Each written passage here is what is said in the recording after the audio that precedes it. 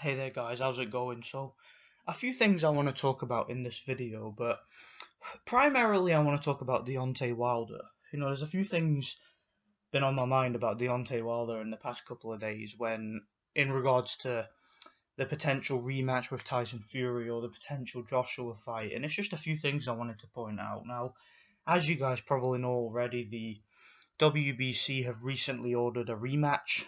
They've ordered the purse bid for the rematch. Um, None of us really know what's going to happen there. I mean, we've heard this before where the WBC have ordered fights and the fights haven't materialized. I mean, how many times did we hear reports that they had ordered the Povetkin fight and whatnot? We just don't know. But all indications are that the WBC are looking towards a rematch. Where that rematch will take place, I guess it all depends on the purse bid, doesn't it? But whatever. What I actually wanted to talk about was, do you know, guys, I've got a feeling that within the next year or two, Deontay Wilder's entire boxing career is about to plummet. I think that this guy, we're about to see a devastating and brutal and destructive end to this guy's career. I can just envision it. This guy is an accident waiting to happen. Now, I was looking back at some of Wilder's more recent fights. I was looking back at looking back to the Gerald Washington fight, to the Fury fight, obviously, and most importantly to the Luis Ortiz fight.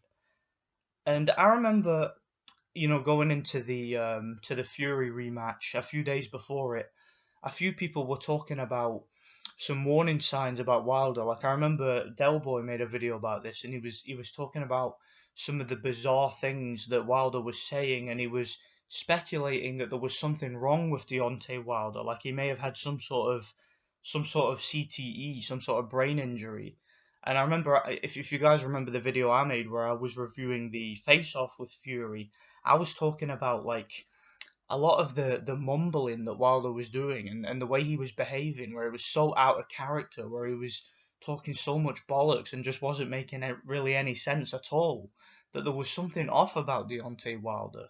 And to me, I remember when Deontay Wilder was, when he was still a contender, still a prospect, and when I listened to some of his interviews back then. I think the first time I listened to him, it was when he was sparring with Vladimir Klitschko. I think it was when Klitschko was preparing to face Mariusz Wach, and I think Wilder was one of his sparring partners. And Wilder back then, if you listen to some of his interviews, always seemed like a bit of a level-headed guy. He seemed pretty cool, seemed to understand his place in boxing, seemed a little bit humble, and didn't really seem like a bumbling idiot like he does nowadays. I mean, if you compare older Deontay Wilder interviews to Deontay Wilder's recent interviews, yeah, he's always been a little bit illiterate, but he's never been as delusional and just mumbling and as insane as he has been in recent interviews and whatnot. And I think that Deontay Wilder, with the bizarre things that he's been saying, with the bizarre like attitude and the bizarre outbursts, I actually think how his career is going to end up. He's going to end up, in my opinion, in a similar situation to what we saw with Jermaine Taylor. You guys remember that situation? Well, I mean that's what we saw with him. Jermaine Taylor, was getting hit a lot in fights. He ended up getting dropped several times. He got brutally knocked out several times, and some. He ended up with, I think he ended up with a brain bleed or something, and he started acting out. He used to be a real cool, humble sort of guy, but if you look at more of his recent interviews, he started acting out, started being crazy, started race baiting, started doing a lot of weird shit like fucking waving guns around and shit, and it really affected his behavior, and clearly there was something wrong with him. I'm noticing some of those same patterns with Deontay Wilder.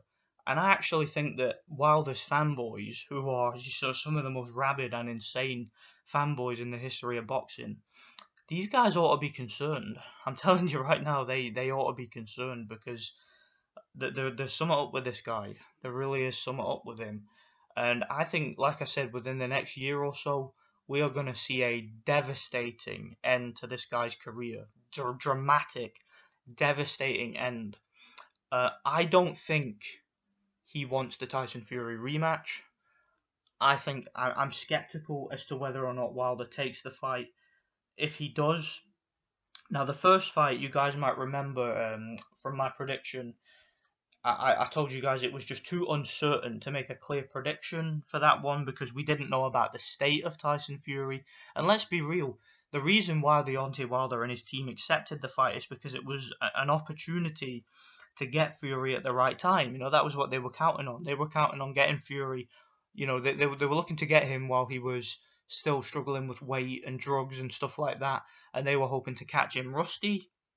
And that was why I always felt in the build up to that fight that it was inevitable that at some point Wilder would catch Fury and drop him, despite Fury being the more skilled boxer. And that was what happened. Obviously, Fury was outboxing him, Wilder caught him and dropped him a couple of times. So, yeah. And in this fight, however, I have no doubt whatsoever that Tyson Fury will not only beat Deontay Wilder, but he'll beat Deontay Wilder convincingly. I have no doubt. I give Wilder nothing more than a puncher's chance. That's all I give him, and he has a puncher's chance in any fight against any heavyweight boxer. But I'm fully 100% confident that Fury will beat him, despite a lucky punch. A lucky punch is the only chance I give Wilder. I think Fury will beat him, and I actually think Fury might stop him. I really do, because just based on how Wilder has looked, not only in the Fury fight, but also his behaviour outside of the ring. And again, I was watching the Luis Ortiz fight again. There's something wrong with Wilder. In that fight, he took an absolute pasting. Like, I didn't realise the first time I watched that fight just how much damage Wilder took, but the damage he took in that fight, it was quite, it was quite jarring to look at. It really was. I mean, in that, I believe it was it the 7th round or the 8th round? I can't remember. It was one of the rounds. Wilder took an absolute pasting. I'm talking about he really, the referee really should have thought about stopping it. I'm not even kidding. Wilder in the corner afterwards when they gave him the break, because they wanted Wilder to win, so they showed up in the corner and gave him all sorts of chances to continue.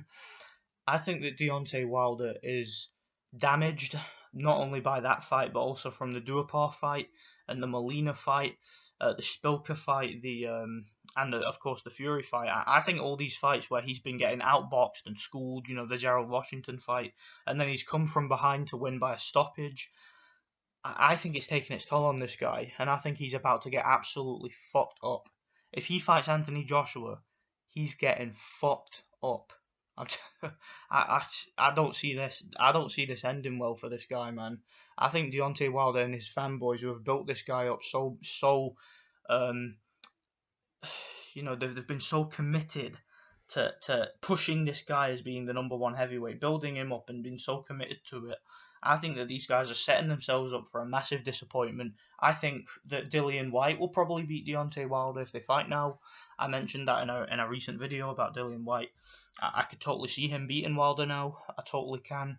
I think Wilder is on his way out of boxing now, and I think that you guys who are fanboys of him should enjoy him while he lasts, because if he fights Tyson Fury again, Joshua, Dillian Whyte, I wouldn't give Dominic Breazeale much of a chance because I don't rate Dominic Breazeale, but even he would maybe have a chance of landing something and at least making it a difficult fight. So yeah, Deontay Wilder's on his way out of boxing, man, and let me know what you guys think about that, and God bless. Thanks for watching.